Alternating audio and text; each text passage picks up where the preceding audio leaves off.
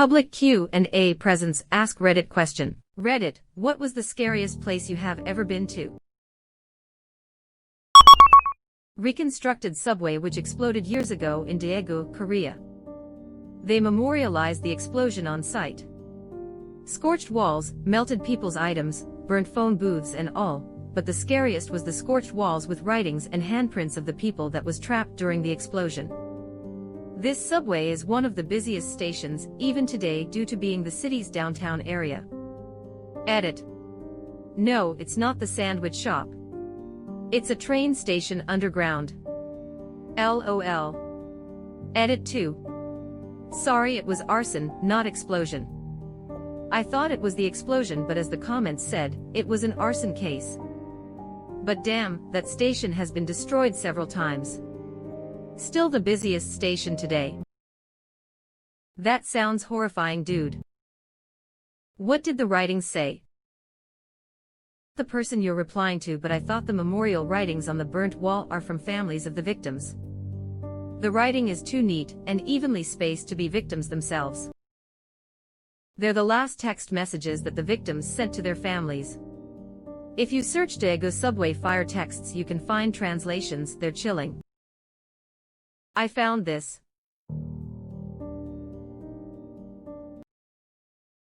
I'm sorry that I was angry at you this morning. I didn't mean it. I love you, baby. Forever. Christ, that one hurt to read. I can't believe I haven't heard of this tragedy before. A cave, wriggling through a lemon drop as they called it, where you go feet first down a skinny-ass tunnel, and have to wriggle down about 12 before you drop into a chamber below. About halfway my shoulders got stuck, and it took like 5 excruciating minutes to get loose. I don't know why I went spelunking. I am claustrophobic. Ever since I read about the guy who got stuck and died because they couldn't get him unstuck, I refuse. I will never wiggle through tiny caves like that. Edit. Nutty Putty Cave incident is what I meant. Oh god, that's the first thing I thought of. I've seen the diagrams and just ugh. And he's still there. I must have stopped reading about it after the diagrams, and they are chilling. Yeah, they couldn't remove his body. That's horrifying. The way he got stuck wouldn't work without breaking his legs. The angle was too narrow to rotate him on top of it. So freaky and so very sad. Yeah, it's pretty fucking terrifying. I think I read he died from fluid building up in his brain because of the angle he was at. After he died, they thought it would be too dangerous to cut him out, so they sealed off the cave. He died a slow death. I think I remember reading about them bringing his wife into the cave when they knew that they weren't going to be able to get him out. Brought a form of a radio and dropped the other end to him so they could talk to each other one last time. Well, that's about the saddest shit I've read this year. Low-key, one of the EMTs supposedly gave him a morphine overdose. That would be the humane thing to do, and I hope it's true. What diagrams? Here you go, web address. I've never had a rudimentary digital illustration provide such massive nightmare fuel before. Humans belong on the surface of the earth. Man, could they like shoot him up with morphine, and then break his legs and pull him out? They actually discussed that in the documentary. Breaking his legs would have caused him to go into shock, and would have likely killed him. They said morphine wouldn't have stopped it. I mean, he was going to die anyway, so would it not have been better to sedate him and try? I am with you on this. As shitty as the option was, if it was the only option, you go with it. If the alternative is certain death, then I'll take near certain death. With the state he was in, his body was already in extreme stress. Breaking both of his legs and then pulling him out of there with his broken legs would probably have killed him from shock syndrome, morphine or not. Thanks, I hate it. Just kidding, but that really is terrifying. Nutty Putty Cave. This is my worst nightmare. I am only 1 minute in, and that video of the girl crawling has me anxious as hell. Watched all the way through. This belongs on subreddit and asleep. So sorry for his family. That must have been, and must still be horrifying. I could not watch it. I got to the part where he starts crawling through the tight portion, and got second thoughts, and wanted to turn back but couldn't. I just said out loud, no, no, no, no, stop, stop, as I closed the video. Just the thought of being stuck and unable to move in a tight space like that started giving me anxiety. I could never do that sort of thing because I would freak out so bad as soon as I got a little bit stuck.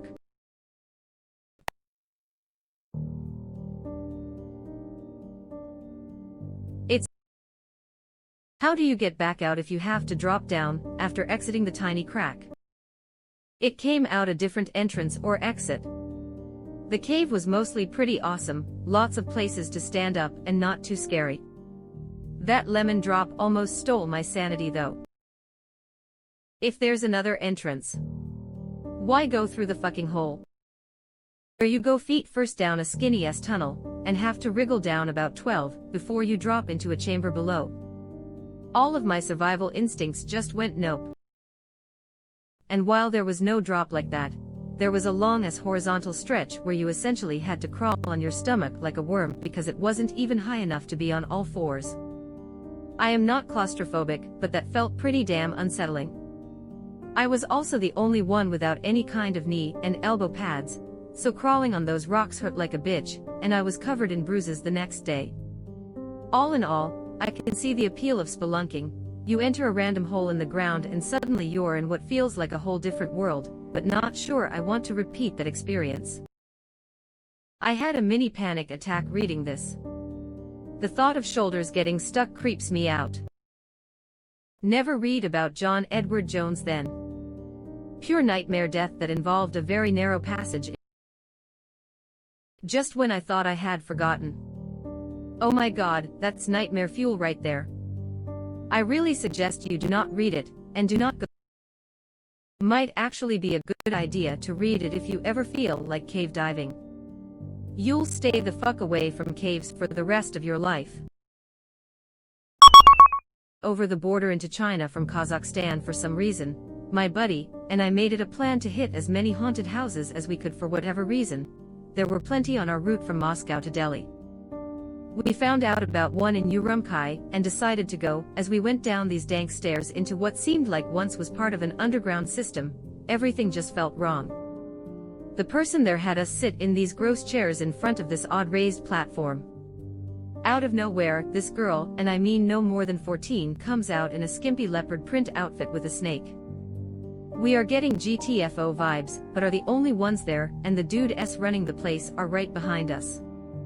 So we proceed to watch this girl pop the snake's head into her mouth and swing it around like a helicopter. After the show, they tried to guide us to these rooms with the grossest mattresses on the planet on the ground. It was really sad, creepy, and disgusting. All we could do is shove some RMB in the guy's hand and run out. I hope the girl is okay. This was in 2007, and I still wonder or worry. Sadly, in reality, you can't just go all taken on the bad guys in the middle of nowhere when you're a backpacker. It's an easy way to get yourself killed. You stumbled upon a human trafficking operation. My men really toured a bunch of brothels and thought they were haunted houses. Yeah, what the fuck, I thought haunted houses would be abandoned buildings, not some child sex ring. The whole thing sounds shady. That is messed up. An abandoned set of buildings that were part of a former college campus, next to an abandoned military airfield. There was a lot to explore, but it definitely gave off an unsettling vibe. There was even an enterable hangar that had a bunch of torn gas masks lying on a pile in the middle of it. The masks were probably purposefully destroyed to prevent their use. Masks wear out, especially when left unattended in an abandoned facility. I don't see any other reason why they would leave them there. Certainly not for future usage. Plus, the hangar was littered with all kinds of other unusable things. Last year I lived in a suburb in Gifu Prefecture. Down the street was a broken down old house, and my friend and I decided to do a photo shoot there one night, because an old broken Japanese house looked pretty cool. When I say broken down, I mean entire walls were missing and exposing the inside, floors were broken, and lots of old junk everywhere. Pipes and beams were exposed, and there were crates of old belongings. There was one crate though that had hundreds of photos of the same girl, as a child to adulthood. Black and white, developed from film. It was always just her, and no one else in the photo. I thought it was strange that the old owners could just leave photos of this girl behind. The more I looked at them, I noticed she didn't seem happy in a lot of them. I got really uncomfortable, and so my friend and I left and abandoned the photo shoot. I think she might have been a victim of something, and that's why the photos were left behind in a half-destroyed house. Got really freaked out that night. Edit. To all the other expats in the Gifu area, the house got torn down and became an empty lot a few months later. Where I lived in Asia, Taiwan people can be very superstitious about leaving things that might be contaminated with bad luck, so maybe they just abandoned the pictures without a crazy backstory. Or she died in the fire, which would be sad, kinda cool, but off-putting to be in a half-burned down house with everything left in it. One Village's story web address. For some reason this reminded me of the case of Fusako Seno, a Greyhound station in Buffalo, New York in the middle of the night. I thought for sure I was going to get mugged. I am from Buffalo, and all of the Greyhound stations are like that, so I understand. Hell, all the Greyhound's bus stops I've seen are like that. I live in a decent-sized circle city, with around 70,000 people, and the only Greyhound stop was in the worst area possible. They finally added a stop in a gas station parking lot on the outside of town due to complaints. The Strid at Bolton Abbey. It's not too far from where I used to live, so I decided to go there once. It's the most unassuming thing you can imagine, but knowing how dangerous it is just makes it seem ominous, especially when you consider how many people it may have killed, and how few people ever wash up. I didn't go within 10 feet of the thing. For anyone who doesn't want to click the link, although it's Tom Scott, so you really should. The Strid is what happens when a fast-flowing river basically turns on its side, putting a vast amount of water through a very slim, very deep, very dark groove in the ground. It looks calm on the surface, but if you fall in, you are royally fucked. There's a claim that it might be the most dangerous stretch of water in the world, and I can readily believe it. The Strid has always scared me. Never been to Bolton Abbey until my MRS decided we'd take our 3-year-old a few weeks back. I swear my blood turned cold. I really didn't want to go. Anyway, we went and had a lovely time. Didn't venture downriver though. Fuck that for a game of soldiers. The Strid is nightmarish. Everything about it is just blatantly wrong. It's literally a vertical river. Mortality rate 100%. It sort of looks harmless, but there's also something viscerally really scary about it. It is not nice. My brother went to visit my uncle in Papua New Guinea. He stayed the night in Port Moresby, one of the most dangerous cities in the world.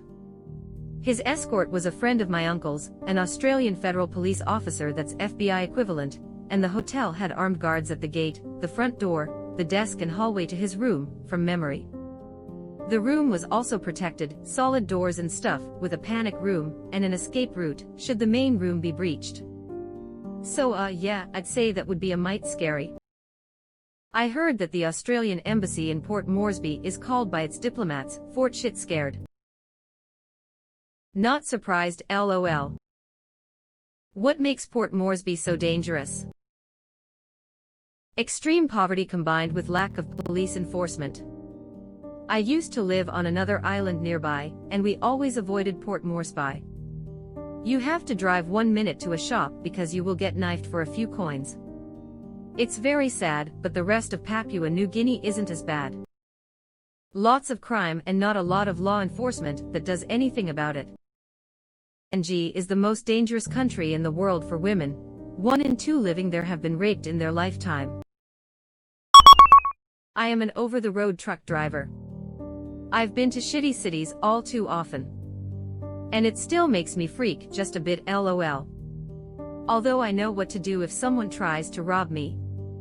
Just get out the truck and hand over the keys. This shit ain't worth my life.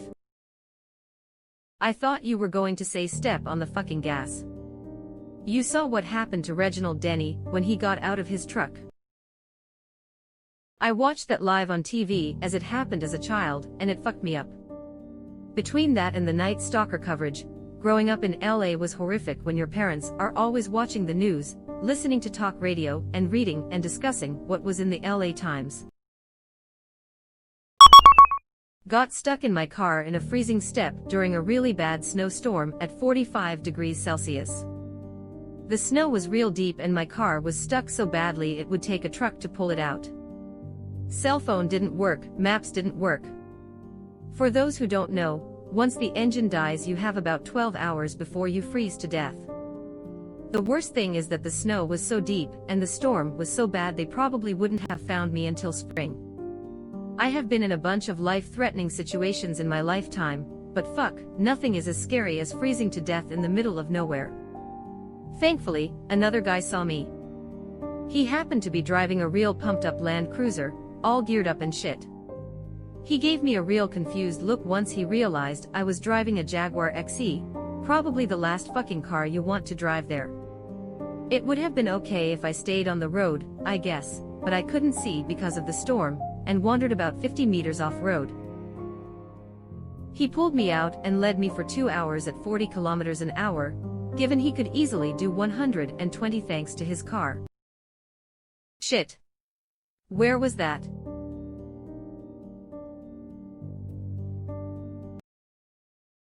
Kazakhstan.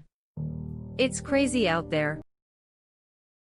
He gave me a real confused look once he realized I was driving a Jaguar XE. I can see why. Why the heck were you driving a Jag in Kazakhstan? That's the real story, lol. We were on our way to Flagstaff, AZ for the Overland Expo and planned to camp near there the night before it started since we were on a longer overland trip. It was this place in the woods that was recommended by others who were there before. It all seemed fine and we set up camp. At night when we brushed our teeth we noticed there were animal skulls hanging in the trees all around us. It was super scary. We packed up and spent the night in a hotel. Man, my sister lives near there. That's fucking scary. Were there any bones or more skulls on the ground too? We didn't see any, but we didn't explore the area further. We packed up as fast as we could and we were gone. We hope it was just some stupid funny hunters or something, but you never know, there might be a crazy guy. It's Flagstaff, so meth was very likely involved. Y'all would really make a boring crew in a scary movie. Scooby don't.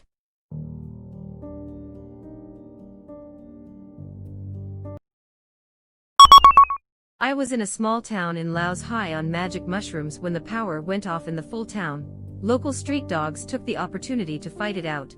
It was fucking terrifying. Vang Vian.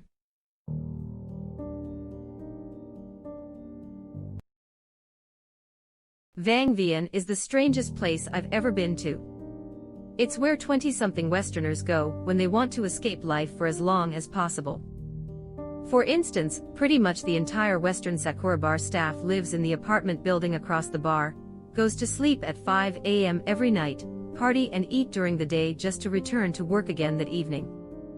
Anyway, I am thankful I was only there for 3 days. Just interested, but what percent of the Westerners in the town are white with dreadlocks and have MC Hammer pants with elephant patterns? It was my first night there, and we were all blasted on shroom shakes from Space Bar. Don't know why the fuck this happened, but by the end of it you'll understand when I say my parents aren't known for making the best decisions. So, when I was 9 or 10, my dad took me to this house that had been basically destroyed by fire. I don't remember exactly whether my mother was there or she just okayed this. They were not together, ever. There were other adults involved in this too, I think my uncle and one of my dad's buddies. But I was the only kid. Anyway, we went into this fire-destroyed house to look for shit that could be salvaged. We found very little, and really, that should have been nothing at all. All I really recall anymore was an 8-track tape that had been warped just enough by the fire to play 2 songs at once in spots. So there's lil' kid me, after dark, picking my way through this fucking burnt house full of debris, and I get into one room, and look in what had been the closet, and there's this shag rug looking thing there. Which was when my dad helpfully told me that the daughter of the house had run back inside the fire to try to save the family dog, and died in the closet with her arms wrapped around the animal. And that wasn't a rug but the remains of the dog's body. And then I was encouraged to look through this dead kid's toys to see if anything was in good enough condition for me to take home. I've been afraid of dying in a fire ever since. Hey, quick question, what the fuck? There are decisions my parents made I feel I am better off not questioning. My mother, for instance, told me a year or 2 before this, and apropos of absolutely nothing that I recall, that I was the result of a drunken attempt to get her ex-boyfriend back from his wife. Bad enough that even happened, but I don't know why I needed to know that when I was still in elementary school.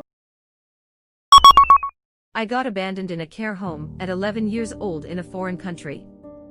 That shit was scary. Edit. More info in the comments. Feel free to ask any questions, I am pretty open about it. Did you grow up there?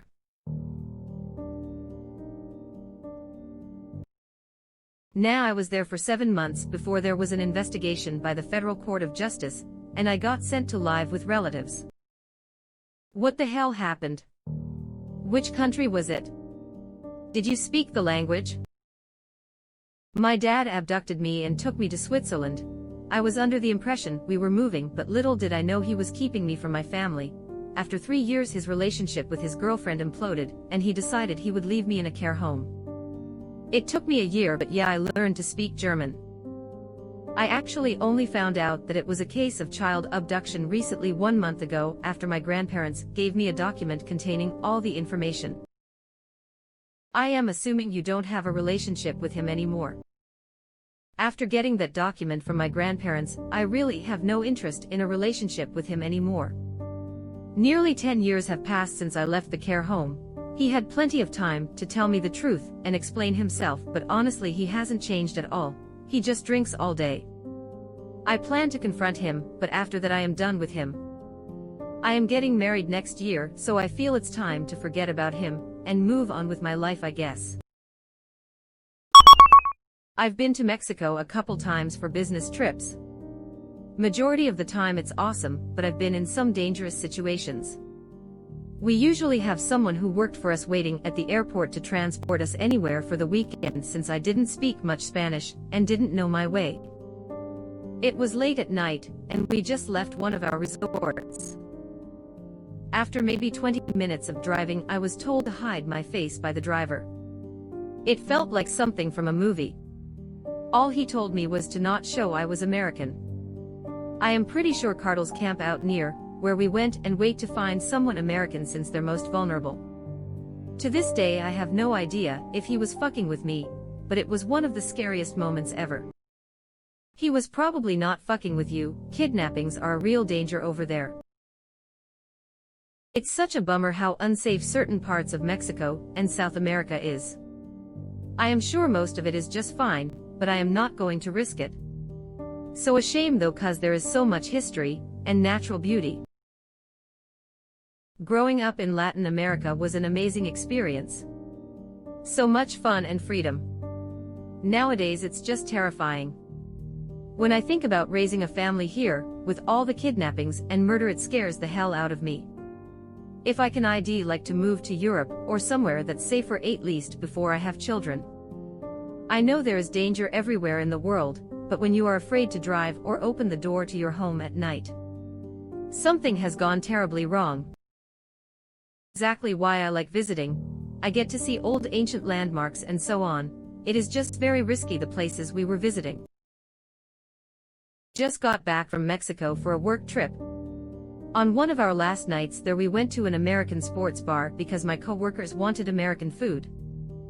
There were Mexican military circling the block in trucks, like 6 deep to a truck, armed with M4s and axe. Our interpreter told us we needed to GTFO cause they were looking for someone and shit was about to go down.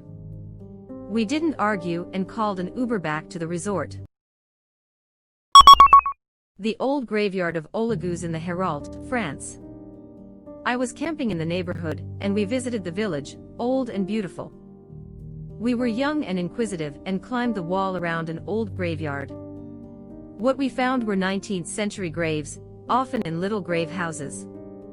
But grave robbers had yanked the lead coffins out of the houses, and everywhere were opened coffins with skeletons. It was actually very sad to behold. There were 5 of us, and without a warning we all ran to the wall and jumped back to the world of the living. We all had a feeling we should not stay there a second longer. We could not explain it, just an overwhelming feeling of terror. About 15 years later I passed that cemetery on the back of a motorbike, and just looked through a crack in the wall. I was struck with that same feeling. It is not a good place. Catacombs in Sicily. Yup, great parenting. Let's bring a 6-year-old to a place where every light shines on a dead body, and everything else is darkness. Or ceramics studio in a hospital morgue from the 1920s. It was rented out as anything goes space, but you're not officially a proper tenant kind of thing. There were dark underground halls with low-hanging pipes to all sorts of crazy busted-down rooms. Also a dank mustiness that wouldn't go away. It was haunted upstairs in that ghost teams would investigate all the time. However, some funny stuff happened while you were alone in the space or basement. I.e., if you disturbed things like long shut access panels, they would reopen on their own. If you stayed at a certain hour around 2 to 4 a.m., you would get a sense of dread. Oh, and the property manager would absolutely refuse to set foot in the basement of the place. Another screwy thing that was scary from a lack of maintenance. I flicked the elevator switch for the overhead fan, and it caught fire while it was moving. Place could literally be a death trap. Aside from the pile of lead and black mold in our space. Oh, please call an electrician, you're in danger. Not from us, we've been phasing through the walls for years, so we can tell it's bad wiring. Pennington Hollow. Holler to the locals in Ashe County, North Carolina. I don't know if it's still this way today, but back in the 90s everyone who lived there was named Pennington, and you didn't go there unless your name was Pennington. The cops didn't even go there. Think the movie Deliverance. There was a whole classroom in my high school for the special Pennington kids. I once accidentally drove my little 49 centimeters cubed scooter into Pennington Holler when exploring random back roads. Once I realized where I was, I turned off my engine and went into bicycle mode and noped the fuck out of there. Why were you so scared to cross into Pennington Hollow? Clearly you haven't seen Deliverance. Any rumors about those Penningtons? Didn't need rumors when you were around some of the kids every day. As inbred as they come. And those are the ones the government knows about and makes go to school. One of the less affected Penningtons was allowed to be in the normal classes with the rest of us, but he was still off. Constantly smiling ear to ear 24/7. His parents made him quit school the day he turned 16. And it was legal for him to do so. All I can picture is always Sonny's McPoyle family. I find this so interesting for some reason. You've already given a fair bit of detail, but I'd love to know more, something strangely creepy about this.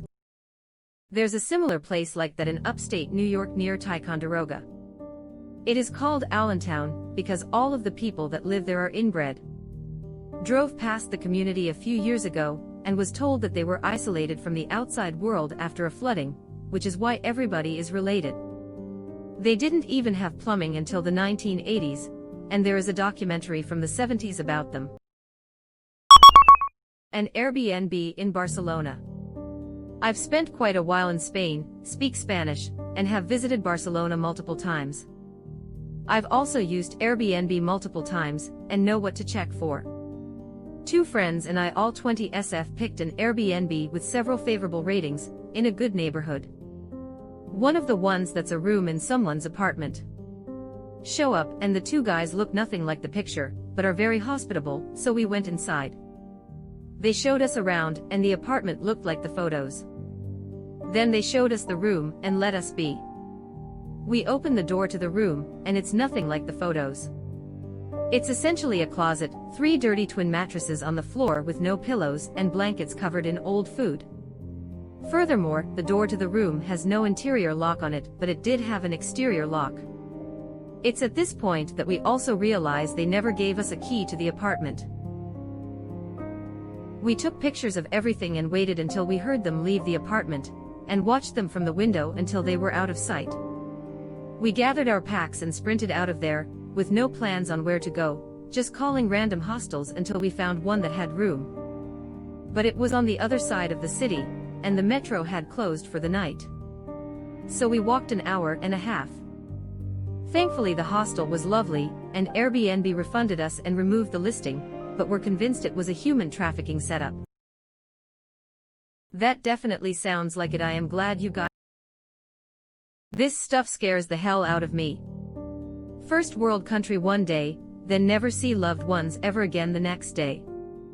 Glad you listened to your inner voice. A small gas station on the outskirts of El Paso. It was winter, I was 19 or 20. I remember people had mentioned random violence in the area, but I needed gas in my car. I stopped at a station to fill up. It's cold, so I wore my jacket. As in filling up, 3 guys start walking my way. I saw them from my peripheral and kept a watch on them but didn't make it obvious. They approached the car, one standing on the opposite side and the other 2 each going on a separate side. I stopped pumping fuel and casually said, "What's up?" to which they asked if they could have some cash for food. I told them I didn't have any cash on me. I remember one of them saying I said, in an aggressive tone, and they started coming closer. I stepped back, unzipped my jacket and stuck my hand on my side inside the jacket and said, "I don't know what you want, but I don't have it and this isn't going to be worth it." They looked at each other and there was a palpable tenseness in the air, but they eventually went across the street and left. To this day I am convinced by the entire thing, and how it felt. I was close to being jumped and or carjacked. I am glad they thought I was armed, because I didn't have shit inside my pocket but a pack of cigarettes and a Sears Tower Zippo lighter. Everyone I met had minimum 1 to 2 immediate family members who had either been murdered, committed suicide, or died young in an accident, or were in prison. Once ID got home, within a month at least 3 of the very close people ID met, all from one family, had died by different reasons. 1, picking mushrooms, died alone in the forest. 2, died alone in apartment, no reason. 3, died from tuberculosis, doubt it. She was 7mo pregnant when ID seen her, bad partner, super depressed. My guess, suicide or intimate partner violence, fucking scary place. I attended school for a time in Rochester, upstate New York. We had this nice teacher origin from Russia. I am not sure what the circumstances were, but in one semester 2 members of her family who lived in Russia died. She broke down in tears at one point in class. More specifically, the return trip from North Korea is scary AF. Have you actually visited? I've heard the tourist trips there are mental. No cameras allowed and shit. I have actually visited North Korea. And yes, it was crazy. Some pictures I took. 38th parallel up close. Web address. Web address. Kids dancing in Manjeongdi Children's Palace. Web address. Pyongyang Metro. Web address. Web address. Web address. North Koreans rallying in support of the new policies of the party. Web address. Military personnel. Web address. Do you think the locals question why white people keep showing up with fancy-ass cameras and taking photos of them as they sing the 95th verse of "Oh glorious leader, supreme handsome powerful leader, man with great hair," or do they just assume everyone else is weird? We are not allowed to talk to locals, but I believe that their reactions are different depending on their social class. Elites in Pyongyang. Ah, foreigners. They have new iPhones. I guess I need to get a new one from the black market this week. Relatively poor people from Kaesong, a city near the DMZ. American imperialists are here. Why are we not killing them? My experience was more about the circumstances than the place. I went to a university that offered volunteer opportunities that included cheap international trips. I was on a trip with 20 other clueless Midwestern teens traveling to a school in the mountains of Bolivia. The road was a sheer cliff face on one side and a step drop-off on the other. And of course, there were crosses along the roadside marking where vehicles had gone over the side. This was just nerve-wracking until the driver stopped the bus for what we thought was just taking a break. Then he scooted under the front wheels of the bus, came out, rooted around in a box and found a wire coat hanger. Scooted back under the bus with the coat hanger and came out without it. Then, the manos. Our nervousness turns to concern. At the next stop, a woman gets on as we are leaving and drapes her arm over the driver's shoulder, and they proceed to semi-make out while he is driving. Several of us were white-knuckled at this point. When it gets dark, the driver and his girl light up, and we smell weed. So now we got a stoned driver getting a hand job in a bus held together by a coat hanger cruising around these hairpin turns in the dark. Good thing it was a Christian college, and we all knew the words to Nearer My God to Thee. Reminds me of my dad's experience taking the bus between towns in Mexico. Similar switchback mountain roads and careless driver. At points he could look out the window and see over the edge where hundreds of feet below there were the carcasses of burned-out buses. Mexican buses rule the road. They don't yield, they don't slow down, and if they want your half of the road, they take it. No road rage, just road indifference. Some hotel, Atlanta. My mom and I were traveling to rescue my brother from an abusive situation, and she picked a cheap hotel outside the city. It was clear the type of people who came there but figured it wasn't a problem. As we got sleep, someone started banging on the door screaming how we owed them money. My mom called front desk for security, who came and removed that guy. The rest of the night we saw shadows come back and forth outside the window, and they would just be standing there. Eventually at 4 in the morning the banging came back. My mom called security and had them escort us to our truck because she refused to deal with. Damn, finally a parent in this thread who knows what's up. Slough at night, druggies everywhere. I was in McDonald's and the cops showed up searching for meth. Could have just said Slough, really, we'd have assumed the rest. Slough makes Milton Keynes look like Vienna. I was involuntarily committed after trying to kill myself. I ended up in really shitty mental hospital in the south. Because of it, our mental hospital had 2 wards. High risk and low risk. I was put in high risk. It was one of the scariest places I've been. I was not like the other women there. First off, I was the youngest by about a decade. Also, these people had serious mental conditions. My roommate spoke in tongue but was pretty docile. I woke up on the second night to her peeing on me. I freaked out and attacked her. Now this is considered a bad idea in a mental institution. When the guards and nurses showed up, I was covered in pee attacking my docile roommate.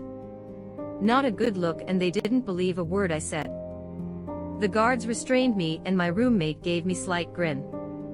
Any chance I had of getting out of there early was gone. I was now considered violent, a liar, and I pee myself. I spent the rest of my stay in a diaper. Most of it was spent restrained. And no one ever believed a word I said. The last part is important because I was a young, attractive lady who lies and is in bondage most of the time. I started getting abused sexually and physically by one of the nurses. Here is the most terrifying part. I was supposed to be out in about 3 weeks, transferred to the low-risk unit after a couple days. I spent 2 months in the high-risk unit wearing a diaper and getting abused by a nurse. I couldn't do anything about. I've experienced some pretty horrific events in hospitals too. There is always that degree of doubt when you tell people things that happen to you in a mental ward. To be sexually assaulted in public is one thing, but to be sexually assaulted in a situation where if you struggle or scream, they will aggressively restrain you and forcibly inject medication. Being sexually assaulted in this environment, you know, and the nurses know, that you will not be believed, ever. Also, they don't have cameras. They say it protects the patients, but it actually only protects abusers. And the type of abusers who work in these places know this, and are perfectly aware of what they're doing. It's truly terrifying knowing that the more you resist, struggle, and plead for help, the more you won't be believed. They would literally make up stories to keep me in there. Yo, mental hospitals have a really messed up history. I personally think that they should just add a new wing to existing hospitals, that way the regular staff can take care of the patients instead of messed up people who may or may NKT just be working there to abuse people without anybody being able to do anything about it. Nassau, Bahamas, port side. It's a fucking shithole to begin with, but my family and I were there on their Labor Day. They had a parade, everyone was having a good time, until a dude with a big-ass flatbed truck with massive speakers on it decided to get out to party a little while the parade had stopped. He forgot to set the parking brake, and the truck rolled down a hill, killing 3 people. Cops came and the locals started getting rowdy. There was an energy that was brewing that's very hard to describe in words. My wife and 2 kids got the fuck out of Dodge. We did a trip through the Bahamas and Key West, and I hated Nassau. As soon as we got off our boat, I was like, this is a waste of a stop, we should just move on early. And we spent a few hours just humoring the area and trying to give it a chance, and it was exactly as you said, a shithole. There is such a weird vibe in that city, and even though we were there in the middle of winter, and not near a holiday, it had that same indescribable energy where all I could think about was not being there anymore. It's weird that we can sense an energy. The one at Nassau I mentioned reminded me of a really good concert energy, except with heavy negative undertones. It was very uncomfortable, for lack of a better term. My wife and daughter went back to the ship. We were on a cruise, but my son and I decided to stay a bit longer because closer to the port things were not quite so intense. We went to a restaurant across the street. Before we got in, someone approached me asking if I wanted any party favors. I politely declined. Once in the restaurant, the waitress approached us asking, "May I help you?" I said, we'd like to get something to eat, which I thought would be obvious. She blinked a couple of times and handed us a menu. I pretended to browse it, handed it back and said thanks, and then got the fuck out of Dodge for real. What a shady fucking place. Our old apartment in which I lived with my mom. Stuff disappeared, and what's more concerning, it reappeared out of nowhere.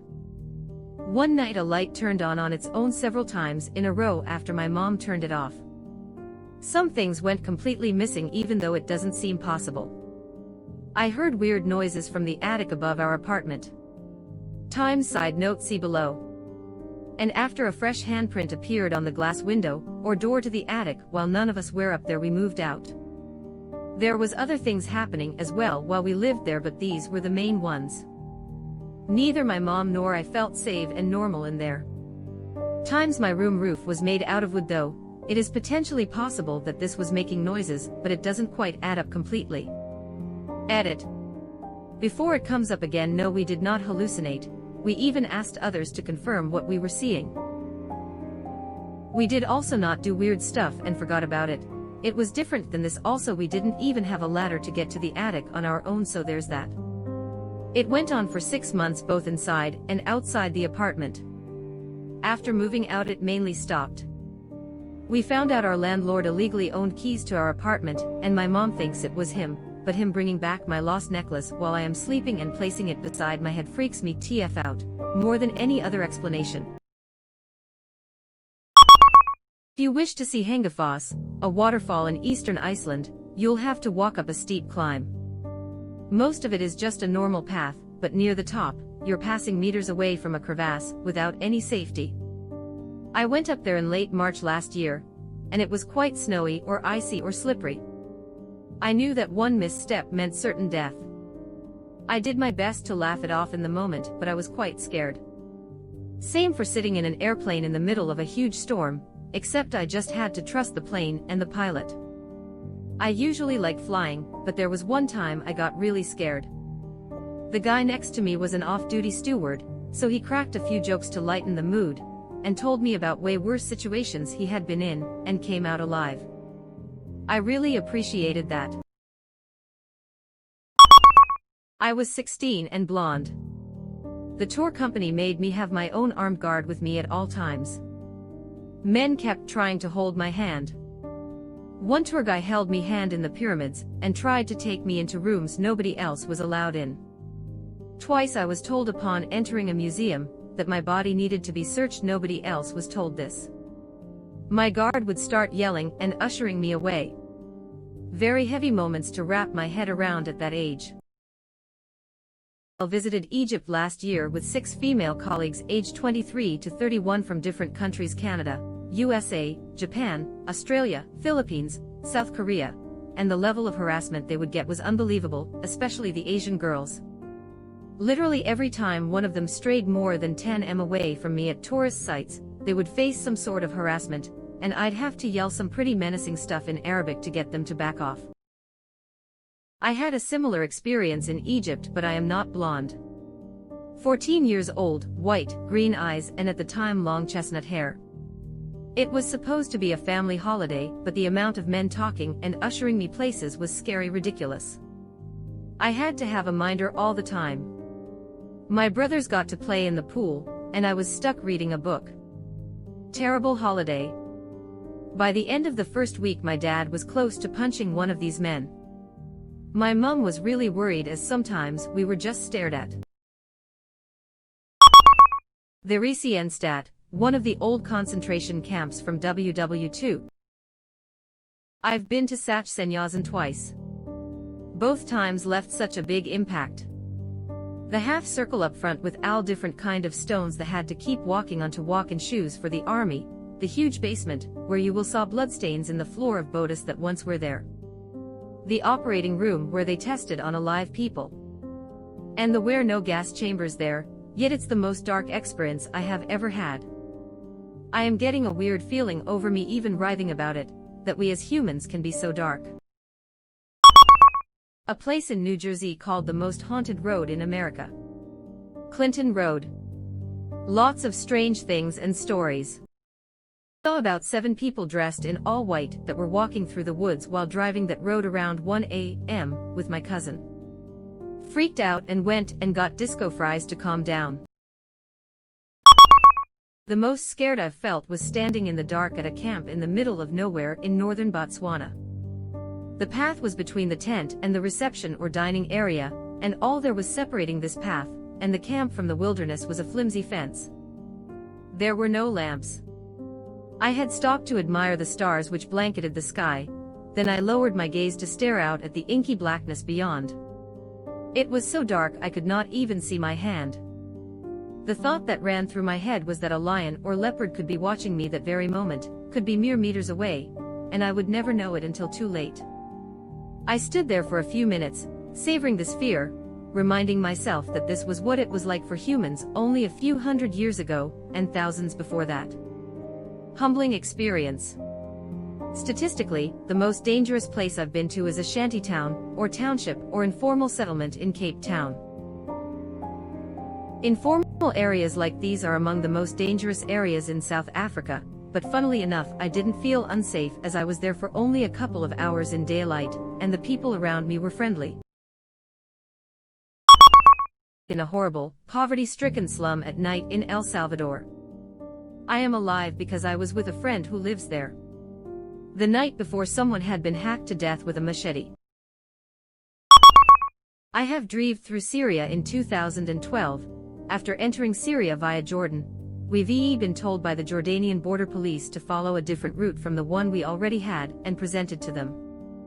We decided to go on with the original route because it was much faster, and we knew it wasn't the worst possible alternative. After 20 to 30 minutes of driving we hear gunshots and 4 cars keep following ours. One car desperately tries to get in front, but I wouldn't let them, so they start shooting in the sky warning shoots. They couldn't keep up with us, so they gave up after 15 minutes and rounds of bullets. Upon reaching a safe location, I've checked my car and saw that the back of the car was pierced everywhere, even found bullets in the back seats. Keep in mind that I was driving a Toyota Land Cruiser 2008, big car, plenty fast. Luckily there was no one in the back, just me and my wife in the front. I am ruling out military since you had your family with you. I work for a Turkish company in Saudi Arabia, so I usually travel by plane from SA to TR, but this time around my wife insisted she wants to make the trip with me. I said sure, but she wanted to visit Jordan, so we decided to drive and spend some time there, which was lovely BTW. Anyway, back to the story. It's one long ride, brother. It's at least 40 of driving from Jeddah to Izmir. At the time there was no other way but to cross through Syria, so I have prepped the road the best I could. Obviously I could have done a better job by listening to the Jordanians, but they seemed uneased by their choice of route too, so I've stick to my original plan. Bad idea. Took a hell of a scare, but thank God we are all safe. The market at night near my grandparents' house in India. For context, I am Indian American, so I visit India pretty often. One time, my grandparents needed something from the market, so they asked my mom to go. Typically, women don't go by themselves at night because, sadly, it is really common for a woman to be raped. So my mom asked me to come with her too. That shit is scary as fuck. There were only about 3 street lamps, mind you. This was in a pretty big city in India, so that's kind of uncommon. The market itself was the whole street, and we had to go deeper into the market to get to the store we needed. There wasn't a single woman or kid, only grown men staring at us while they had a drink or cigarette. The entire time, I was only thinking about what my mother and I would do in case any of them attacked. We got to the store we needed and got the thing. But the storekeeper looked at us really weird, as if he was surveying us. Even after we left the store, I could still see him looking at us. I wanted to go back to my grandparents' house as fast as possible, but my mother was wearing a sari. She doesn't wear that in America, just in India, and it is impossible to run in that shit, at least the way my mom was wearing it. It was super hard. Eventually, after we passed a group of men sitting on a motorcycle, we see them all get up and start following us. At this point, my mom also started to panic, and we both practically ran, more like speed walking, but my mom was going as fast as she could. We got onto the main road, where there were far more people and a lot more light. The men stopped and went back to the motorcycle. I honestly can't tell you how scary that was. The fact that I could have been murdered and my mom possibly raped before she was murdered. There was no mistake, those men were coming after us, and ever since then, neither me or my mom or anyone from my family went to that market. Driving around Newark, New Jersey. I was supposed to meet a friend at the airport, but got turned around somewhere local, and it felt like literally every local's face would turn and follow our car's progress through the neighborhoods. We felt marked for something really bad. I want to say parts of Memphis, but once I had to guide a blackout drunk friend of mine through the 9th Ward at 4 a.m. without really knowing where I was, and that was probably one of the worst. I used to buy weed from these guys in Southside Chicago that always had a dude sitting in the closet facing the front door with an assault rifle. That was kind of scary. One time I wound up in a White Castle in Calumet City, and almost immediately heard what? You saw the word white and thought you could just walk in here. And that was probably worse than the 9th Ward at 4 a.m. actually. Back in college, about 10 years ago, I took a trip to Memphis for a fraternity conference. I had been drinking a bit with some friends when we decided that we wanted to save a little money and drink in our hotel. That meant that one of us had to walk to a liquor store to buy beer. We ended up playing rock, paper, scissors, and I lost, so I walked the 4 blocks through a somewhat sketchy neighborhood. On my way there, a homeless man started to talk to me and walk alongside me. He told me that he knew the way to the liquor store, and honestly he seemed harmless enough that I just let him tag along with me, and I decided I wanted someone to talk to anyway. We got to the liquor store and he said, "Sir, if you buy me something, it'll be your best friend." I was a little buzzed, so I told him to pick out whatever he wanted. He walked over to the fridge and grabbed a tall boy of Miller High Life. I asked him if he wanted anything else and he said, "No, sir. This is all I want. Thank you. God bless you." I bought it for him, got myself 2 cases of beer, and we walked out together, him following me. I turned around once I got outside and the dude just disappeared. Like ninja vanish. It was a little unnerving, like he was a god of ancient myth, or an angel just turning into mist. Not to be deterred, and still pretty drunk, I started to walk back to the hotel. I turned down a street that looked pretty deserted. I found myself on the darkest, most deserted part of the street, when around the corner came 4 guys walking in a group toward me. My plan was just to keep walking, but when we got close, they stopped me and demanded that I give them some beer. Still being drunk and invincible, I said, "Nah, man. I am good. The liquor store is just around the corner." The same guy got a little louder, and said, "I don't think you heard me. I want your beer, and you're going to give it to me, or I might hurt you."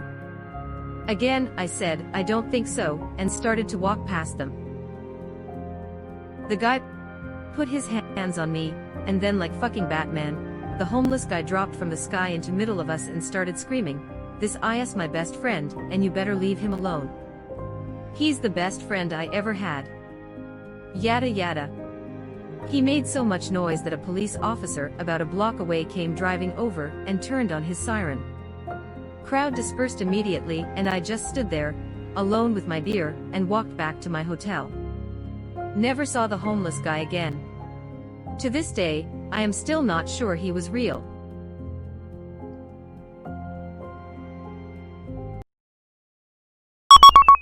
Not much compared to the stories here, but I think I almost got trafficked at a train station in Stamford, Connecticut. The station I was at gave me a very uneasy feeling to begin with because I am a woman, and I was traveling alone, and it was late at night, but I was waiting and minding my business when a woman approached me and said that she needed to call her husband with my phone. I said no, and she just kept persistently asking, almost yelling at me. I sternly told her no because my train was coming, still had another 20 minutes or so, and once she saw an officer coming out of an elevator close by, she bolted down the stairs and away from the waiting room. Didn't see her again after that. Maybe I was wrong, but my gut told me that she was going to take my phone and run somewhere with it so that I would follow her. I had a similar experience, but at the McDonald's in Chicago Union Station. This woman kept complimenting me on my hair and saying there was something blocking my energy, and she could fix it by reading my aura, if I went with her into a quieter vestibule near the escalator. She was accompanied by a 10-year-old girl with Cardi B nails, and a heavily tattooed burly midget man. The whole thing gave me the creep. I've been to most of the Middle East, and not in a tourist capacity, but getting chased by teens with machetes yelling "Mzungu Mzungu white devil" in Uganda kind of sets the bar. Last time I went to Africa as a tourist. You should come try out Namibia, or Botswana, among the safest areas on the continent, and both are very beautiful. The Holocaust Museum. I was young at the time, but the feelings I got there will always remain. Seeing their shoes will always stick with me. The memorial at either Dachau or Bergen-Belsen, I forget which one because I went to both. Normally I have a morbid fascination with this stuff, and it doesn't bother me much, but there was a picture of a guy with a very agonizing look on his face, and it was so upsetting the amount of emotion and despair captured in that one picture. No idea why that particular picture struck a chord with me when others don't. I haven't been able to find it on the internet, but I am sure it's around. I've never been anywhere else that was so full of people and virtually silent. That I'll never forget is the model depicting what happened to batches of people who arrived to concentration camps right off the train. 2 or 3 of the crowd were being funneled to the gas chambers, while a slim 1 or 3 were being spared for hard labor. This display really brought home the scale of just how many people were murdered, and how slim the odds of survival were. Systematic genocide is the ugliest and most horrific thing humans have ever. On a choral trip to Poland a few years back, my group went to Auschwitz-Birkenau. Imagine the shoes room, but it's all human hair. That made me cry harder than walking through one of the remaining gas chambers. Which also made me cry. That entire experience was so strange. The town itself and even the grounds are beautiful. It feels like it should not be so. My grandfather was in Auschwitz. My brother and I happened to both be in Europe a few years ago, and decide to meet up in Poland and go see the camp on his birthday, which also happens to be the shortest day of the year. So it was very cold, and it happened to be a rainy day, and it got dark very early. Very gray, drizzling, windy. There's snow on the ground in patches, the ground is frozen, etc. I remember we were trying to sort out roughly where he would have been, walking around the grounds, with what little we knew about his time there, as we got colder and colder and damper, and it got darker and darker, and it hit me. I am dressed appropriately. My grandfather was in rags. One night stand girl, right before we were going to do anything I had to use the bathroom. She showed me where, pointing the way. Her house seemed unnaturally dark, like evil dark. So there I am in the bathroom, and I went to open the door, and I got that horrifying feeling something evil was on the other side of the door. Like if I opened the door right then, I would be attacked. My fight or flight kicked on, and I yanked the door open, and I just in time saw the biggest dog ever walk back around a corner out of sight. Looked like a mangy Great Dane. I ran downstairs and told her, and she went sheet white. We bailed out of the house, and she calls her dad and goes, "It's back, Dad." We left, I dropped her off at her friend's, and I never went back, nor did I ever see her again. This is a weird one. She made a deal with a demon, and her 10 years are up. Sounds like you saw the Grim. Passed test depth in my submarine while it was flooding. Detroit at night. I've gone out at night in many third world countries and felt much safer, but Detroit is just another fucking level of scary, not even in the worst neighborhoods. I was in Detroit at night once, and all of the nighttime Detroit people were very helpful because I shouldn't be out in Detroit alone at night. My friends took a wrong turn going to Lax in a car with AK license plates. Gas station clerks were like, "Get your gas and go now." They were in Inglewood. We met up with them in Bakersfield. Being newly 18, decided to go to our first adult store. Us two girls waited outside, while our guys went in. A guy walked up to the AK car. I was in the middle seat, and she had one leg out with the door open. He placed himself right in front of the door, so we couldn't shut it, and had his hand in his pocket the entire time talking. I couldn't look away from his hand in his pocket, and my friend did a good job of acting calm, and kept talking. As soon as the guys came out, he backed up and ran off. We found out the adult store was in East Bakersfield, and that isn't the good side of town, needless to say. My ex and I were on a road trip from Canada once, and took a wrong turn off the freeway. I don't know the name of the neighborhood we ended up in, but most houses were either boarded up or burned out shells. Weeds were growing through cracks in the sidewalks, cars were sitting on blocks on the streets, windows bashed in, and wheels missing. Trash was everywhere, and on some corners men with empty eyes and bottles in paper bags were standing around fires burning in 50-gallon metal drums. Kids with dirty faces and no coats. This was in early October, sat on broken swing sets in yards covered with trash and broken bottles. I don't think I've ever felt more out of place in my life. I have a similar story. When we were crossing that same border, we told the border guards we just wanted to check out Detroit. Never been. They didn't like that answer for some reason and searched our car. They even ran a record check. We were baffled.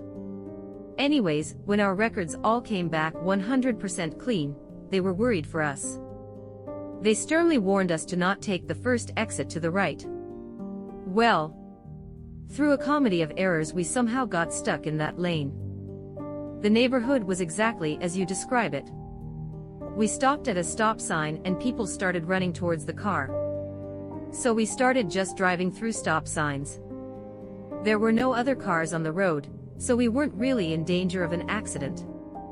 We drove around lost in that area for a few minutes before a police officer saw us and pulled us over. We were scared to be pulled over even with an officer with us. He screamed at us for being in that neighborhood and asked if we knew how much danger we were in. He then told us to follow him, and he would lead us to safety. Well, he led us back to the border and told us we should probably never come here again. This was the late 90s. They sternly warned us to not take the first exit to the right. Well, through a comedy of errors we somehow got stuck in that lane. The neighborhood was exactly as you describe it. Aside from the stern warning, that's exactly what happened to us. Trapped in the turning lane, we had no choice but to exit, and at the first stop sign we noticed as soon as we started to slow down, a group of guys giving each other side glances and walking towards the intersection. We rolled up the windows, locked the doors and blew through every stop sign and red light until we got back on the freeway. I moved out of Detroit in '08. My band at around 9802 used to go down to Harpo's and play. Harpo's is a theater with an 80,000 watt PA where anyone who moves tickets can play on stage and feel like a total rock star. They would book national acts that you could meet and even open up for great experience. Harpo's is located off of Highway 94 and Chalmers Avenue, which is probably the meanest and scariest place I've ever been to.